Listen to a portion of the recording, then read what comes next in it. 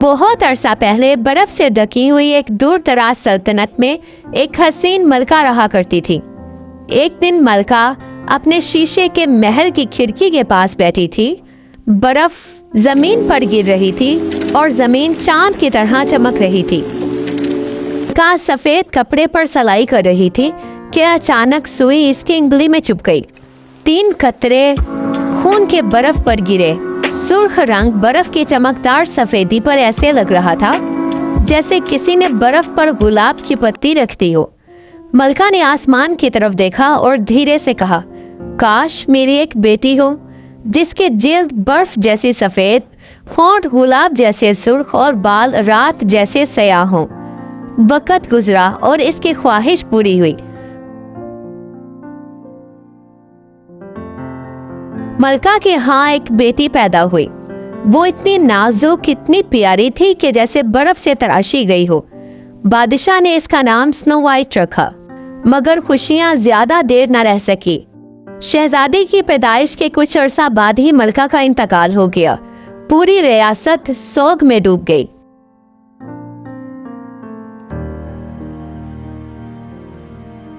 चंद सालों बाद बादशाह ने दूसरी शादी कर ली।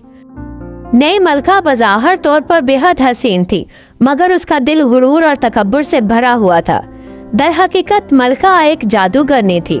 इसके पास एक जादुई आईना था जो हमेशा सच बोलता था। मलका हर सुबह अपने सोने के कमरे में आईने के सामने खड़ी होकर पूछती, आईने ये बता, इस पूरी सल्तनत में सबसे हसीन कौन है? आईना ने जवाब दिया, मलका आप सबसे हसीन हैं। मलका मुस्कुराई। वक्त गुजरता गया और स्नो वाइट बड़ी होती गई।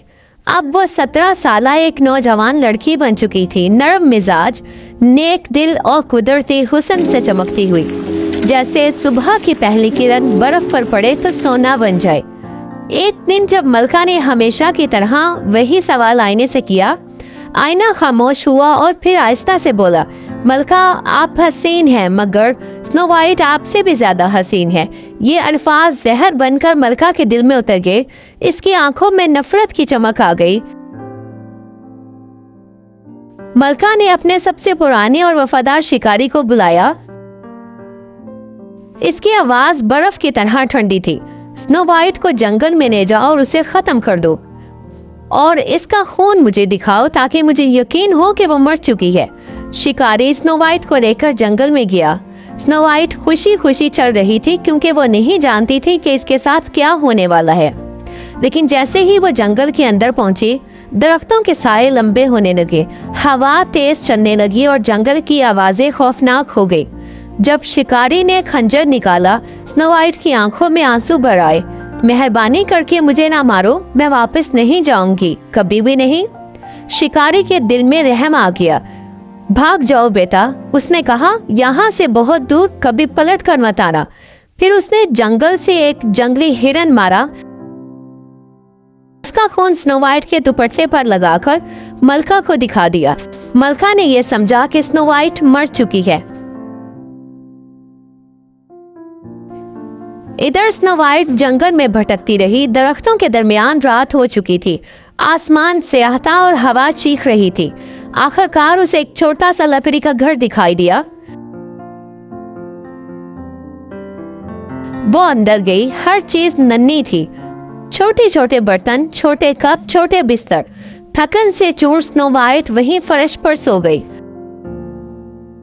कुछ देर बाद 7 बोने वापस आए। उन्होंने देखा कि एक हसीन लड़की उनके घर में सो रही है। एक बोना बोला, ये तो कोई परी लगती है। दूसरे ने हंसकर कहा, शायद जंगल की रूह हो। अचानक स्नो वाइट की आंख खुल गई। उसने उन बोनों को हैरानगी से देखा और अपनी सारी कहानी उनको सुनाई।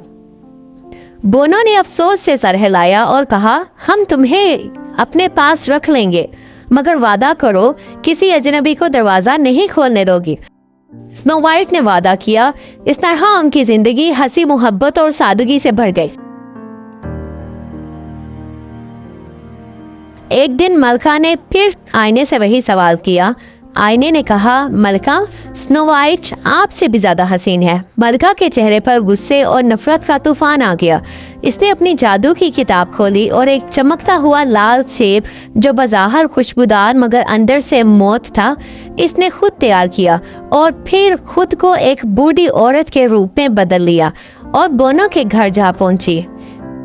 खिड़की के पास खड़े होकर मलका ने आवाज लगाई, बेटी, ये सेब चखो, जादू की मिठास है इसमें। स्नो वाइट ने हैरानगी से इतना लाल सेब देखा और बूढ़ी औरत से लेकर उसका एक नवाला लिया। जैसे ही स्नो वाइट ने सेब खाया, वो चकराकर जमीन पर गिर गई। बूढ़ी औरत मुस्कुराकर बोली, अब कोई मुझसे ज्यादा हसीन नहीं होगा, और फिर वो जंगल में तूफान की तरह गायब हो गई।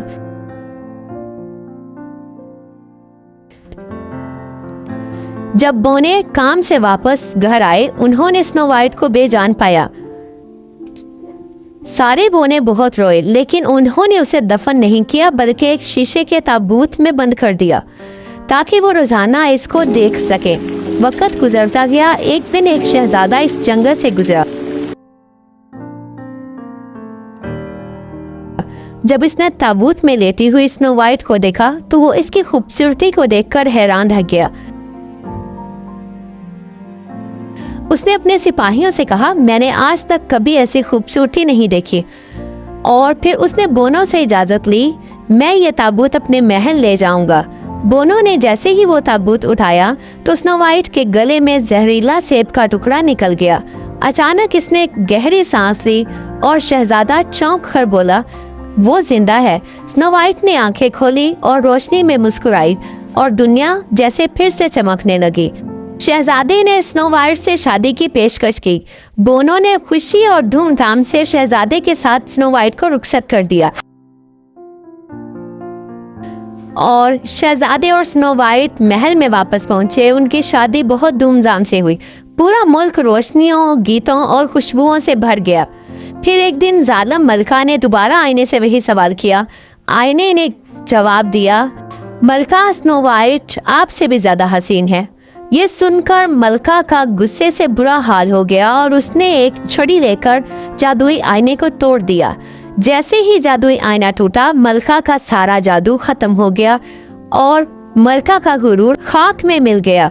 स्नो वाइट पूरे सल्तनत की मलका बन गई और सल्तनत में खुशहाली और अमन फैल गया।